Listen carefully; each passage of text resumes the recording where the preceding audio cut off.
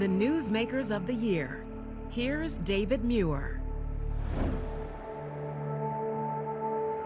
This year, the race against the pandemic at the forefront of our lives, our communities, along with the other headlines dominating the news in 2021. Just 6 days into the year, the attack on the Capitol, striking at the heart of American democracy.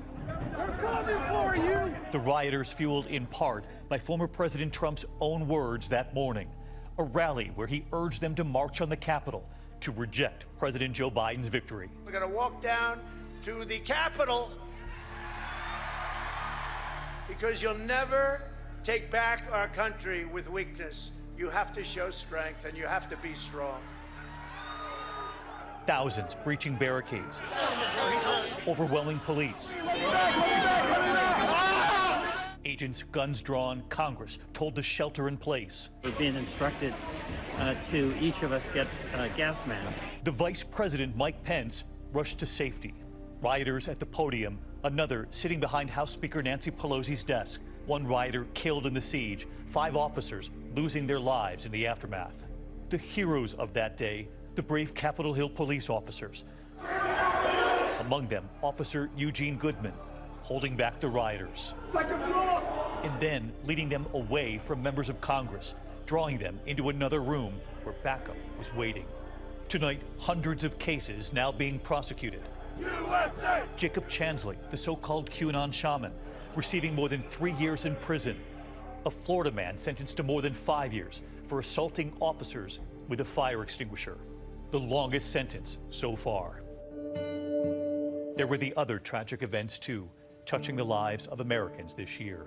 The SUV through the Waukesha, Wisconsin holiday parade. And the mass shootings, too. Oxford High School north of Detroit. The King Soopers grocery store in Boulder, Colorado. The spas in Atlanta and the terrible toll there. There was the Travis Scott concert in Houston. 10 people were killed in that tragedy, hundreds injured. You go to a concert to have fun, you don't go to a concert to die. People trampled, the crowd chanting, "Stop the show." Stop the show! Stop the show! I was like, this is it, like this is how I'm gonna go out. Travis Scott taking to Instagram the day after the concert. I just want to send out prayers to the ones that was lost last night. Tonight, the FBI aiding in the investigation, dozens of lawsuits filed. Over the summer, there was Surfside, Florida. You can see there is a grim and desperate search underway right here behind me. The Champlain Towers collapsing, killing 98 people. 15-year-old Jonah Handler pulled from the rubble. Michael Noriega showing us photos of his beloved grandmother, Hilda. She did not survive. She was the most loving person that I've ever met in my entire life. I can see your strength, and I gather your grandmother is partly responsible for that. Absolutely. Tonight, the investigation into what caused the collapse 6 months later is still ongoing.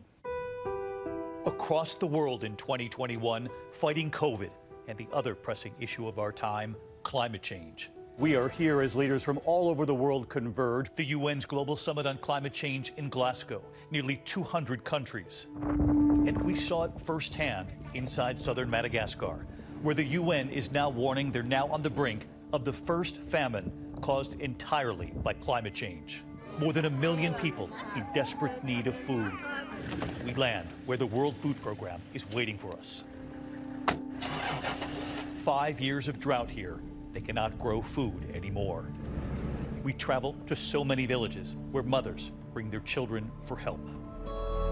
Weighed, measured with color-coded tape. That's what the yellow tells you. The yellow tells you that this child is suffering from moderate malnutrition, acute malnutrition.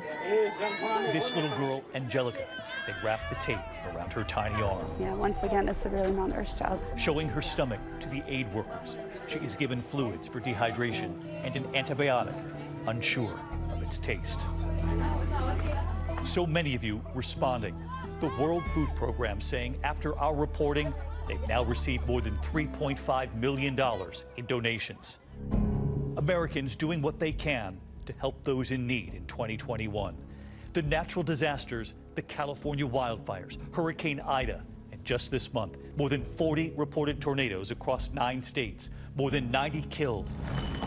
We witnessed the devastation in Mayfield, Kentucky. You can see this trailer just completely flipped over, and all you hear are saws going off in the distance and then a few beeps here and there, alarms, detectors going off in the debris. There was the candle factory, more than 100 workers on the late shift filling Christmas orders. 8 did not survive, dozens rescued. Jim? How you doing, Jim? Including Jim Douglas, trapped under at least 15 feet of twisted steel.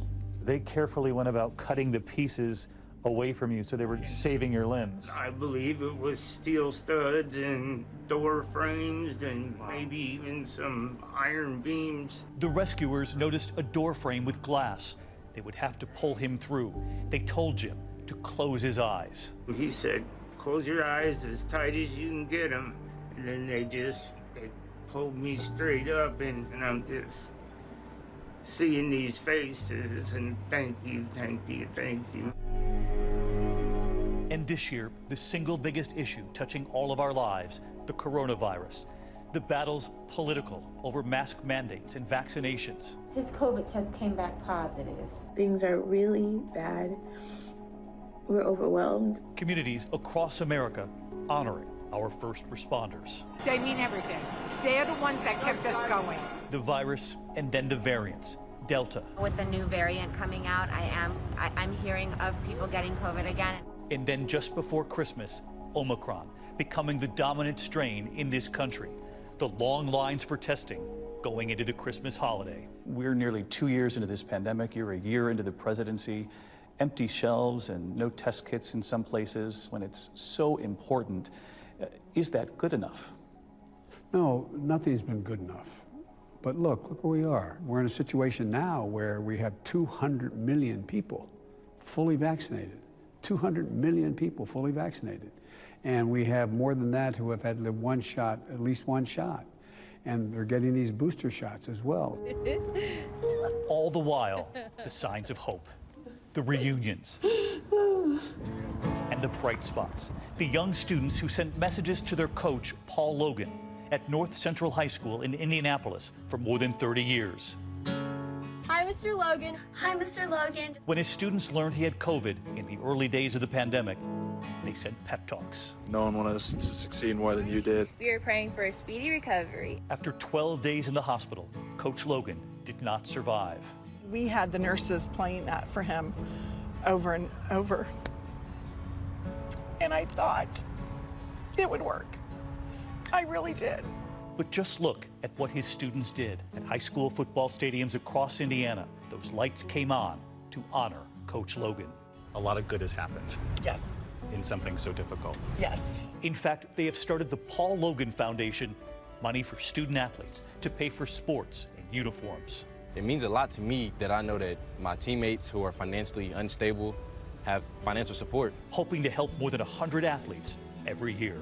What do you think he'd make of what you've done now? He would be so excited, but he would kind of laugh and yeah, I know exactly what he would say. I can't say it on the air, so yeah.